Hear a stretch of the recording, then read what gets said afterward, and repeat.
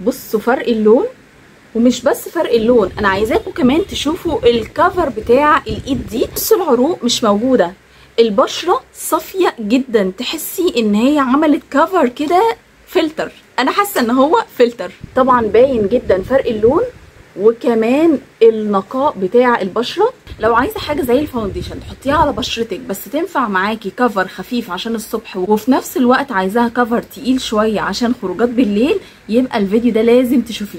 انا متاكده جدا ان انت هتشكريني قوي على المنتج اللي هتشوفيه النهارده ده. ازيكم عاملين ايه؟ وحشتوني جدا، بقالنا كتير ما طلعناش فيديو كده فيس تو فيس معاكم، بس قلت النهارده المنتج ده لازم اوريهولكم بنفسي، ما ينفعش ده من ورا الكاميرا لان بجد خطير، قلت لازم افيد كل البنات بيه. ده كمان انا جايبه لك منتج مميز جدا، مش المنتج ده مش هتلاقيه في مصر خالص، المنتج ده في اوروبا بس، وهسيب لك لينك الجروب الوحيد اللي هتلاقيه عليه المنتج ده ولينك البيج هسيبهم لك في اول كومنت مثبت، وهسيبه لك في صندوق الوصف. فيديو النهارده عن موس اسنس. موس اسنس اصلا بقاله فتره طويله مش موجود في مصر، يعني تقريبا بقاله بتاع سنه ونص مش موجود وناقص من مصر. وكمان مش بتكلم على الموس ده، بتكلم على الموس الاديشن القديم، هحط لكم صورته في الفيديو. ده كان موس اسنس الاديشن القديم وكان بصراحه ممتاز، بس الاحلى بقى ان موس اسنس اللي نزل الاديشن الجديد اعلى منه بمراحل. فتخيلي انا بقول لك اللي فات ممتاز، يبقى اللي موجود دلوقتي ايه؟ روعه. موس اسنس الجديد اللي نزل في المانيا اسمه ايفن فينش. طبعا في منه درجات كتيره بس انا بحب فيه قوي درجه 13. ليه بقى؟ لان هي بتمشي مع درجات بشره كتيره جدا، فلو انت بشرتك ما انتيش عارفه تستعملي لها انهي درجه، فاكد لك انك خدي رقم 13 في موس اسنس، هيناسبك جدا. سواء بقى بشرتك فاتحه او بشرتك خمريه، تحسيه كده حاجه ستاندر كده لكله، بيبقى حلو قوي مع الوان بشره مختلفه. ايه بقى موضوع ان انا ممكن يديني كفر خفيف او كفر تقيل على حسب ما انا عايزه؟ دايما معروف ان الفاونديشن بيبقى يا كفر خفيف يا كفر تقيل. ايه قصه بقى الموضوع ده؟ موس اسنس ده لما استعملته وحطيت منه كميه مناسبه، لقيت الكفر بتاعه خطير جدا، ينفع خروجات بالليل ومناسبات، وبيداري كل الديفوهات بتاعه البشره، وفي نفس الوقت بيديكي لوك مات فينش كده خطير. ولما جيت اجربه وانا نازله الصبح بس حطيت منه كميه بسيطه، بصراحه انبهرت. اداني لوك خفيف ناتشرال جدا كاني مش حاطه اي حاجه، وفي نفس الوقت مداري ديفوهات البشره، بس زي ما قلت لكم حطيت كميه بسيطه. اللي كان ممتاز بقى ان هو دارالي كل ديفوهات البشره، عشان كده بقول لك ينفع معاكي الصبح او ينفع بالليل، على حسب نازله امتى حددي الكميه اللي انت عايزاها. خلونا اشرح لكم الاول يعني ايه موس، لان في كتير مش فاهمين يعني ايه موس. موس ده بيبقى حاجه زي الفاونديشن بس بيبقى مفهوش زيوت، بيبقى مركز اكتر، بيبقى تغطيته اعلى من الفاونديشن.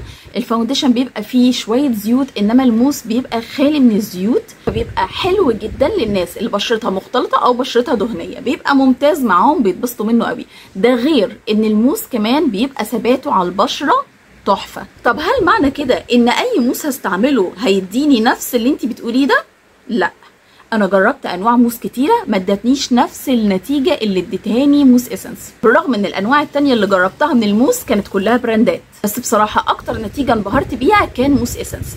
تخيلوا بقى زي ما قلت لكم، انا كل ده بكلمكم عن الموس الاديشن القديم اللي كنت مستعملاه قبل كده وخلص دلوقتي من مصر بقاله فتره طويله. لما بقى الموس ده نزل في المانيا انا قلت لازم اجربه، وبصراحه انبهرت بيه.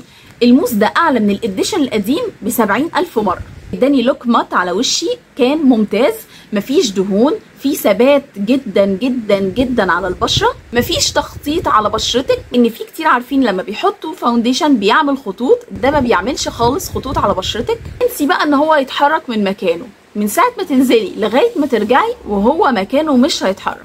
فعشان كده انصح بيه جدا جدا جدا الناس اللي بشرتها دهنيه والناس اللي بشرتها مختلطه. وعلى فكره مش بس الناس دول، هو ينفع لكل انواع البشره، بس انا بخاطب الناس دي لان الناس دي بتعاني جدا على ما بتلاقي حاجه تنفع لبشرتها وتثبت عليها، انما باقي طبعا انواع البشره ممتاز جدا معاهم. طب ايه الحاجات اللي عجبتني اكتر في الاديشن ده عن الاديشن اللي فات؟ حلو جدا جدا جدا في الدمج، تحسي ان هو بيندمج بسهوله، مش بتعاني خالص. انت مجرد ما بتفرديه بايديكي كده من غير حتى بيوتي بلندر بيتفرد معاكي بمنتهى السهوله، مفيش كلكعه، وفي نفس الوقت مفيش زيوت، حاسه ان الزيوت فيه زيرو. فعجبني قوي في البلندنج بتاعه، وكمان عجبني في الثبات، وان هو خالص ما اتحركش من على بشرتي. وكمان لما نزلت ورجعت لقيته زي ما هو ومفيش اي زيوت طلعت من بشرتي، تحس ان هو كان عامل كنترولينج كده على البشره. وطبعا لو انت عايزه تحطي بعديه لوز باودر او باودر تثبتي الدنيا تمام. لو انت مش حابه تحطي لوز باودر او باودر بعده، احب اقولك ان انت اصلا مش هتحتاجيها، هو بس عشان في ناس بتحب في الاخر تثبت بلوز باودر او باودر. بس في العموم لو انت مش حابه زي ما قلت لك استعمليه واكتفي بيه. تعالوا بقى نشوف شكله من جوه عامل ازاي واللون بتاعه. ده كده موس اسنس من جوه، واحب اقولك ان هو طبعا الكاميرا مفتحه شويه لدرجه هو مش فاتح كده، هو اغمق حاجه بسيطه سيكه، بس انت يتهيألك ان هو فاتح، ولو في ناس خمريه هتخاف من الدرجه.